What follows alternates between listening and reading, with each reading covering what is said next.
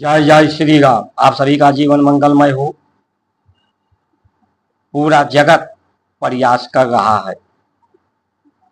सभी लोग प्रयास करते हैं कि हम प्रसन्नता पूर्वक स्वस्थ रहकर, संतुष्ट रहकर, आनंद पूर्वक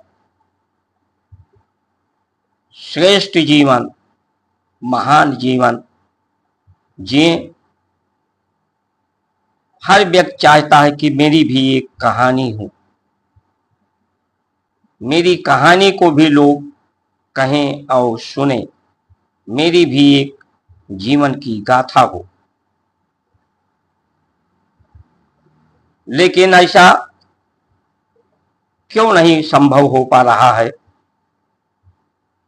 उसका कारण है दोष। जो भी हम ग्रहण करते हैं, धारण करते हैं, सभी में दोष है। इस दोष की निवृत्ति, दोष का निवारण ही सनातन धर्म है कि दोष का निवारण हो जाए तो सब सत्य समान हो जाए। इसके लिए हमारे ऋषियों ने, महापुरुषों ने, परम पुरुषों ने मर्यादा पुरुषोत्तम ने जो आदर्श दिया है, आदर सादर प्रार्थना तो हम करते हैं, लेकिन वो हमारे जीवन के आदर्श नहीं बन पाते। उनकी कहानी हमारे जीवन की कहानी नहीं बन पाती, क्योंकि दोष होता है। इसलिए अगर आप सभी चाहते हैं कि आपकी सभी शुभकामनाएं पूर्ण हो तो इस वीडियो को अधिक से अधिक शेयर करिए, सब्सक्राइब, लाइक, फॉलो, कमेंट करें। अधिक से अधिक लोगों तक ये वीडियो पहुंचे। दूसरों के दुख को निवारण करने में आप सहायक बने, क्योंकि परमात्मा धर्म दुखों के निवारण के लिए है। तो एक तरह से आप धर्म का कार्य करेंगे, और जो धर्म का कार्य करता है वो सदैव प्रसन्न रहता है। परमात्मा की कृपा उसे प्राप्त होती है। समर्थ को कहूँ नहीं दोष गोसाई, रवि पावक सूर्य की नाई। जिस तरह से रवि यानी सूर्य है, उसमें दोष नहीं है। पावक अग्नि है, उसमें दोष नहीं है। सूरसर जो झरना से जब पानी गिरता है, झरना पर दोष नहीं है। उस तरह से जीवन में दोष नहीं होना चाहिए, तो जीवन सफल होता है। इसीलिए हमारे ऋषियों ने गौ को माता कहा है, क्योंकि धर्म का प्रतीक बैल है। बैल की माता गाय है, इसलिए गाय को माता कहते हैं। गाय इस दोष को, द्वेष को शोधन करती है, परमार्जन करती है। ऋषि पहले गाय को खिला देते थे, जो आहार उन्हें लेना था गाय के पेट में जाकर शुद्ध हो जाता था। वो जब गोबर करती थी तो गोबर के माध्यम से वो अन्न बाहर निकलता था।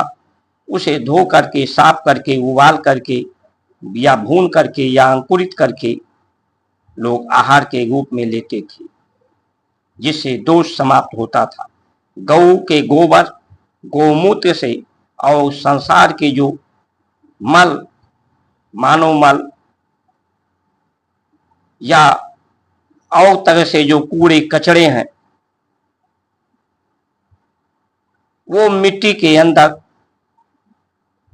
डाले जाते थे, जिससे धरती का शोधन, परिशोधन होता था। उसकी मर्म यानी मुलायम कठोरता समाप्त होती थी, मर्म जागृत होता था, उसकी धारण करने की क्षमता, सहन शक्ति बढ़ती थी। उसके घी से यज्ञ करके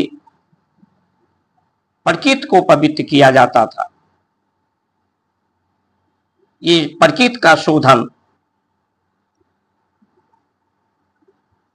क्योंकि ये जो दोष है, दोष के कारण संसार के तत्व पदार्थ हैं, दोष के कारण ही प्रकृति गति है, और गति से दोष पैदा होते हैं, और दोष से ही अवस्था का परिवर्तन होता है, जिससे जीवन और सृष्टि है।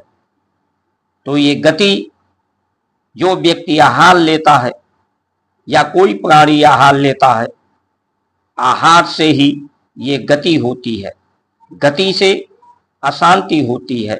गति जब तेज होती है, गति की तीव्र गति होती है। इसीलिए हमारे ऋषियों ने जो आहार लें उसको पचाने के लिए ही गति तेज होती है, या कामनाओं के कारण, वासनाओं के कारण गति तेज होती है। ये गति तेज होती है तो व्यक्ति की सामर्थ्य घटती है, उसमें दोष बढ़ते हैं, क्योंकि शरीर या और प्राणी या संसार सभी में दोष है, तो जो गति होगी वो दोष में ही होगा। तो दोष की ही अनुभूति, अनुभव होगी, दोष ही व्यक्त होगा विचारों के माध्यम से, और लोग उसे अनुभव करेंगे। जितने भी महापुरुष हमारे यहाँ हुए हैं, जिन्होंने दूसरे के दुख को दूर करने का बीड़ा उठाया है, जिन पर लोगों ने विश्वास किया है, जिन्हें पूजनीय वंदनीय किया है,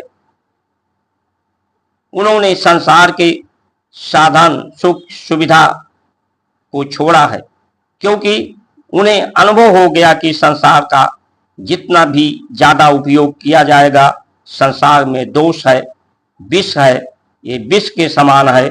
इसलिए इसे सोच समझ के करना है, कम से कम इसका उपयोग करना है। लोगों को ये अनुभव हो जाए कि कम से कम हम संसार का उपयोग करेंगे, संसार के तत्वों, पदार्थों, साधनों, सुविधा का, तो हमारे में सामर्थ्य आएगी, हमारा जीवन आनंदित होगा, हम स्वस्थ होंगे, हमारे अंदर सहन शक्ति, पराशक्ति, सामर्थ्य बढ़ेगा। दुखों से छुटकारा पाने के लिए, चाहे राम हो 14 वर्ष वनवास गए, क्यों गए? 14 वर्ष कुछ कम ज्यादा जा सकते थे, 8-10 वर्ष का भी, क्योंकि शरीर में 14 मर्म है। इन 14 मर्मों की सुरक्षा के लिए, इसको जागृत करने के लिए, इसकी कोमलांगता को सुरक्षित करने के लिए लक्ष्मण 14 वर्ष तक न सोए न आहार लिए। इन्हें शोधन करने के लिए, सामर्थ्य को जगाने के लिए। गौतम बुद्ध ने भी, राजा थे, उन्होंने भी छोड़ा।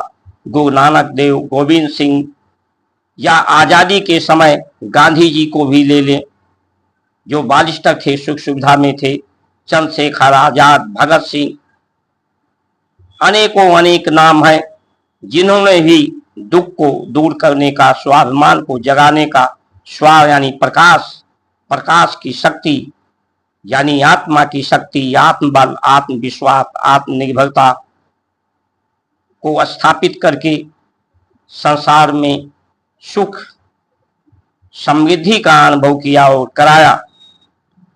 सभी ने त्याग किया, लेकिन आज उल्टा हो रहा है। जिनके ऊपर जनता विश्वास करती है, दुखों के दूर करने का, समस्याओं का समाधान देने का, भारत में भी और पूरे संसार में, वो लोग संसार की अधिक से अधिक सुविधा, साधन, पदार्थों का भोग करने में, सबसे ज्यादा आय को अर्जित करने में लगे रहते हैं। तो जो अधिक से अधिक दोष को ग्रहण कर रहा है वो अधिक से अधिक असमर्थ हो जा रहा है। जो असमर्थ होता है वो ना अपना भला कर सकता है, अपने दोष को दूर कर सकता है, ना संसार के कष्ट दुख को दूर कर सकता है। इसलिए सुखी रहना है, शांति प्राप्त करना है। आपकी भी जीवन की कहानी हो तो हमें हनुमान जी की पूजा करते हैं, राम सीता की करते हैं, राधे कृष्ण की करते हैं, भोले शंकर की करते हैं, तो उनका जो मंत्र है, मंत्रणा है, यानी सलाह है, सीख है, सदग्रंथ को पढ़ने सुनने तक ही सीमित करते हैं। उनका जो संकेत है वो दोष का निवारण ही है। दोष द्वेष राग से निवृत्ति हो जाए तो आप सत्य समान हो जाएं, सब एक समान हो जाएं। जानवर होते हैं उनमें बहिष्ठीपन होता है, उनमें वैर होता है, जबकि कुछ बहुत ज्यादा उन्हें मकान दुकान साधन के लिए नहीं लड़ते, उनका गुण ही है वैर करना। ये गुण दोष के कारण है। इसीलिए जन्म के समय व्यक्ति की जो चेतना होती है, ज्ञान होती है, वो पशुओं के समान होती है। उस चेतना के स्तर को ऊपर करने पर ही उसमें जितने ज्यादा चेतना का स्तर ऊंचा होता है, जितने ही अपने दोषों को निवारण कर पाता है, उतने ही ज्यादा वो योग होता है, श्रेष्ठ होता है। लेकिन आज तो लोगों के शरीर की योग्यता को लोग योग मानते हैं, शब्दों को जानने के लोग योग मांगते हैं, लेकिन ये शरीर, अष्टावक्र ने कहा सभा में कि ये चर्म ज्ञानी है, चमार है, यानी जो चर्म तक शरीर तक ही सीमित हैं, जिनका ज्ञान वो सद्ज्ञानी नहीं हो सकते। जो ज्ञान का योग्यता है वो पराशक्ति है। एक ओंकार कर्ता पुरुष निर्भय निर्भव। जो निर्भय है वही निर्भव कर सकता है, वही ओंकार के आकार को सिद्ध कर सकता है। इन्हीं वचनों के साथ आप सभी का सुमंगल कामना करते हुए जय श्री राम।